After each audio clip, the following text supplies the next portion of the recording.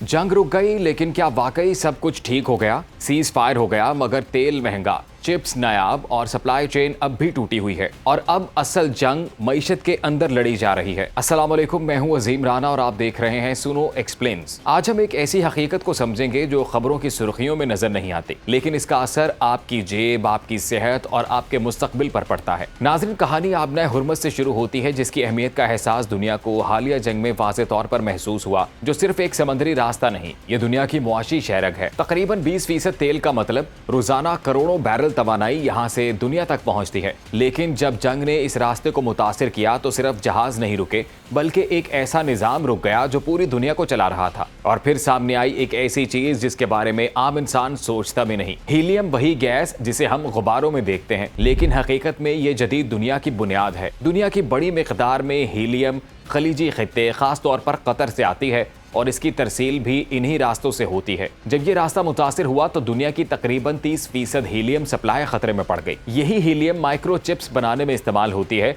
जहां दर्जा हरारत को इंतहाई कम रखना जरूरी होता है। यही हीलियम MRI मशीनों में इस्तेमाल होती है, जो इंसानी जिस्म के अंदर झांकने का वाहिद जरिया है। सोचें, अगर ये रुक जाए तो फैक्ट्रियां बंद और अस्पताल खामोश हो जाएंगे। लेकिन कहानी सिर्फ यहाँ खत्म नहीं होती है। इसी रास्ते से गुजरते हैं खाद बनाने वाले अज्जा जो दुनिया की खुराक का इन्हसार हैं। एल्यूमिनियम, जिससे जहाज, गाड़ियां और मशीनें बनती हैं। पेट्रोकेमिकल्स, जिनसे प्लास्टिक, अद्वियात और रोजमर्रा की हजारों अशिया बनती हैं। जब ये सब रुक जाता है तो एक चेन रिएक्शन शुरू होता है। खाम माल रुकता है तो फैक्ट्रियां रुकती हैं, फैक्ट्रियां रुकती हैं तो पैदावार कम होती है, पैदावार कम होती है तो कीमतें बढ़ती हैं, और फिर महंगाई पूरी दुनिया को अपनी लपेट में ले लेती है। यही वो डोमिनो इफेक्ट है जो एक इलाकाई जंग को आलमी बहरान में बदल देता है। अगर अब तक होने वाले हकीकी नुकसान की बात की जाए तो आलमी तेल की तरसील में शदीद खलल का मतलब है कीमतों में फौरी इजाफा होगा। शिपिंग, इंश्योरेंस और ट्रांसपोर्ट लागत में कई गुना इजाफा, हीलियम सप्लाई में तकरीबन 1/3 कमी का खतरा,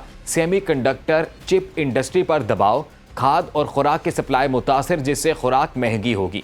एविएशन और टेक्नोलॉजी सेक्टर पर भी असर पड़ेगा। ये सिर्फ एक मसला नहीं, ये पूरी दुनिया के निजाम में दरार है। इससे तवानाई सप्लाई चेन से जहां तेल और गैस की सप्लाई मुतासिर होती है, वहीं टेक्नोलॉजी सप्लाई चेन यानी चिप्स, इलेक्ट्रॉनिक्स तरसील का निजाम मुतासिर हुआ है। इसी तरह सेहत के निजाम में इस्तेमाल होने वाली मशीनें जैसे MRI या दीगर मेडिकल आलात शामिल हैं, उनकी तरसील रुक गई। खुराक का निजाम, जिसमें खाद, ज़रूरी अज्जा वगैरह शामिल हैं। मैन्युफैक्चरिंग, जिसमें एल्यूमिनियम, प्लास्टिक इस्तेमाल होता है। और लॉजिस्टिक्स, जिसमें शिपिंग, बंदरगाहें, इंश्योरेंस की सहूलियात मिलती हैं, ये सब मुतासिर हुई हैं। और अब ये बहरान आप तक पहुँचता है। आपका मोबाइल महंगा हो जाता है, आपकी खुराक महंगी हो जाती है, आपकी दवाएं ताखीर का शिकार हो जाती हैं। क्योंकि सप्लाई चेन सिर्फ एक मुआशी इस्तिलाह नहीं है, ये एक ऐसा जाल है जिसमें पूरी दुनिया जुड़ी हुई है। और जब इस जाल का एक धागा टूटता है तो पूरा निजाम हिल जाता है। अब सवाल यह है कि क्या ये निजाम दोबारा ठीक हो सकता है? माहिरीन कहते हैं हाँ, लेकिन फौरन नहीं, क्योंकि सप्लाई चेन बनाना सालों का काम होता है